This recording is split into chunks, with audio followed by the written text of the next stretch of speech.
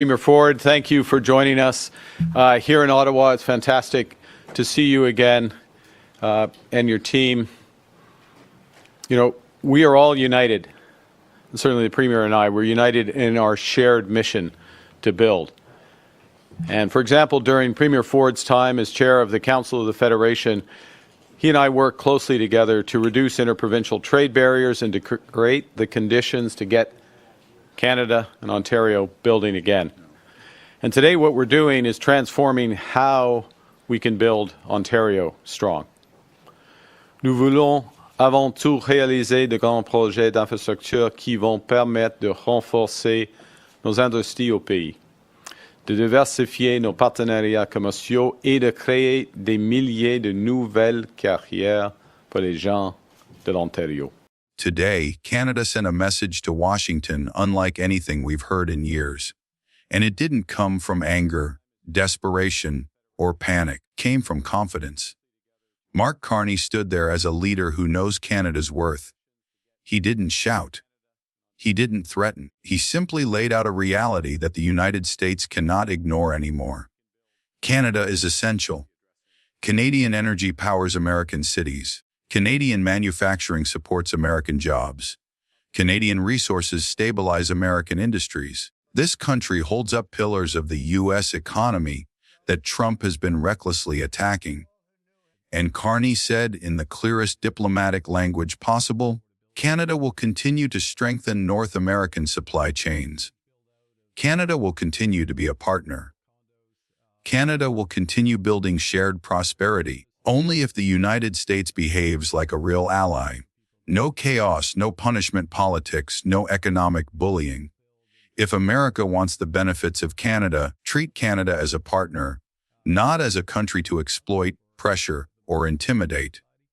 That wasn't a plea. Then Doug Ford stepped in, and this is where the tone shifts from calm diplomacy to raw steel. Didn't backpedal. He didn't apologize. He didn't pretend the ad campaign was too much. He looked straight into the political storm and said, yes, it exposed Trump's hypocrisy. Yes, it shook things in America. And yes, it needed to happen. Made it crystal clear Canadians deserve leadership that calls out injustice, not leadership that bows to it. He applauded Canadians for standing firm, and he defended the campaign as necessary, bold, and effective. But here is the moment that truly matters. Ford respectfully acknowledged Mark Carney.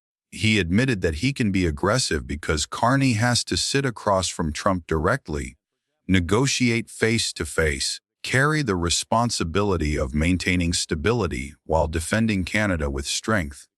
That's not rivalry. That's teamwork at a national level. Plays offense. Carney plays strategy. And together they create pressure Trump has never faced from Canada before. Today in beautiful Ottawa, and yes, I'm going to visit the mayor right after this. It's great to be back here again alongside Minister McCarthy and Minister Bethlenfalvy, somewhere around there. We're talking fine. There you are, Minister.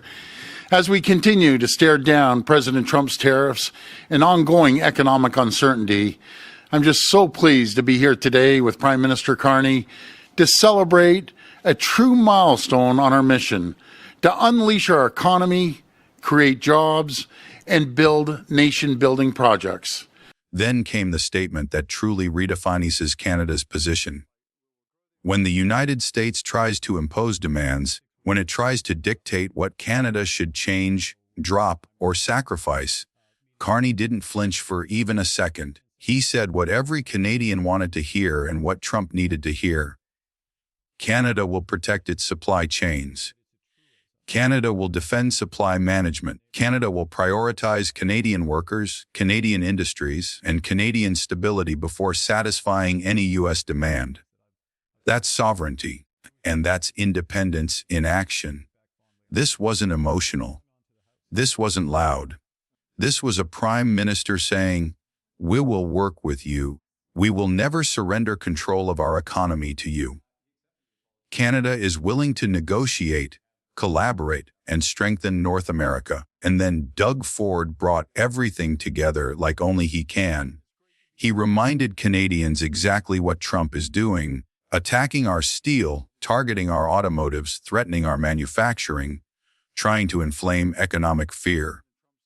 Trump's strategy has always been the same: overwhelm, intimidate, destabilize, and hope the other side collapses under pressure. But Ford's response today was pure defiance. He said, "Canada will not slow down. Canada will not panic, and Canada will not retreat." Instead, celebrated this agreement with Carney as a shield and a weapon at the same time, strengthening Canada, speeding up development, forcing the economy forward, and building the kind of resilience that makes Trump's pressure weaker every single day. This isn't survival. This is offense.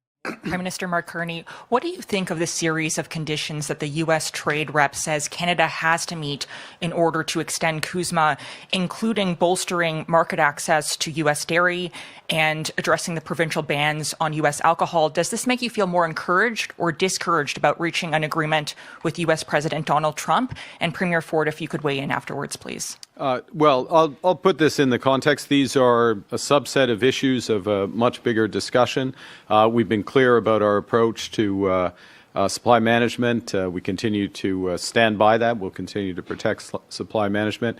And we continue to see tremendous benefits, first and foremost for Canada, but very much for the United States, of pooling resources where possible in the auto sector, in the steel sector, in the aluminum sector, in the lumber, for forest products.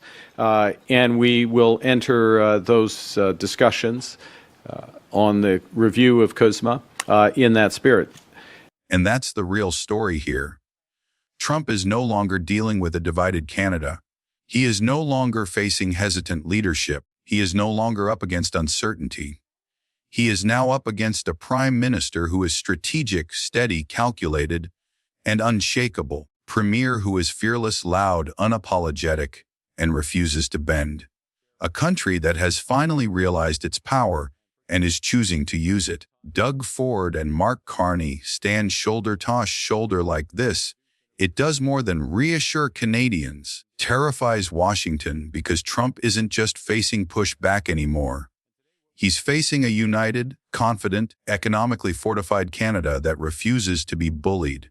And this time, Canada isn't reacting to Trump.